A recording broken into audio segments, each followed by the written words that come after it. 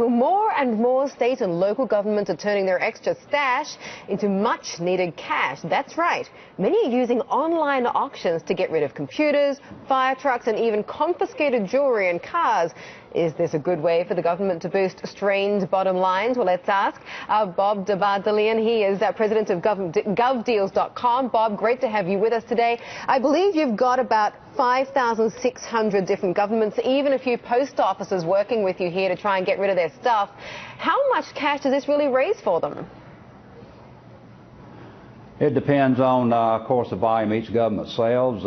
We feel like that we get them 20 to 40% more than they can usually get from a local auctioneer, and based on our aggressive marketing, that we set up an entire marketing department to help these governments direct their surplus directly to the marketers and the bidders that are looking for specific type items. So we feel like that our marketing department helps drive those prices up over our competitors. When you talk about competitors, what do you do? Does it get these governments more money and in a more efficient manner than, say, if they go through something like eBay? Right.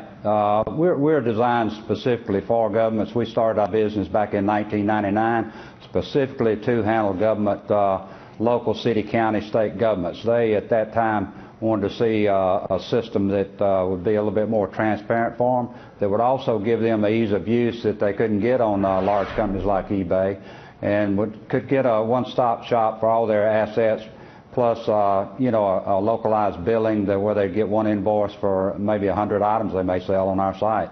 So it's very convenient for them, very transparent. How much have you made for them to date, collectively? Well, we sold, since we started our first auction in 2001, we sold over $500 million worth of surplus, about 600,000 items. So we're doing quite well. We'll probably do somewhere between $125 million to $130 million for our governments this year. And what are some of the biggest items recently that you've sold off for these state and local governments? We sold, about a year ago, we sold helicopters for the state of New Jersey, over $3 million for that sale. And we sell a lot of aircraft, fixed-wing planes, helicopters, and of course we'll take any government's furniture and broken down vehicles. It doesn't matter what it is, and that's why we're so effective for them.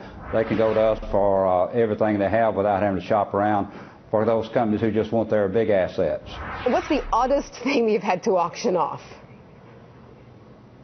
I'll say that back in the early days, we auctioned off some pauper coffins, if you know what that is. Back in the early 20s and 30s, some people didn't have enough funds to actually bury their own, so the counties in Alabama offered a service of giving a coffin and free burial. So we auctioned some of these wood coffins off, and I actually talked to the bidder and asked him what he was going to use that for, and he said, well, at Halloween, he plans on putting that on his dining room table and decorating it up and serving his beverages out of it. I'm sure it was great for Halloween. Bob, thank you very much for that. And I was actually perusing your site myself, and I rather fancied a nice yellow school bus starting at $1,500 start bid. There are a lot of bargains out there. Thanks very much.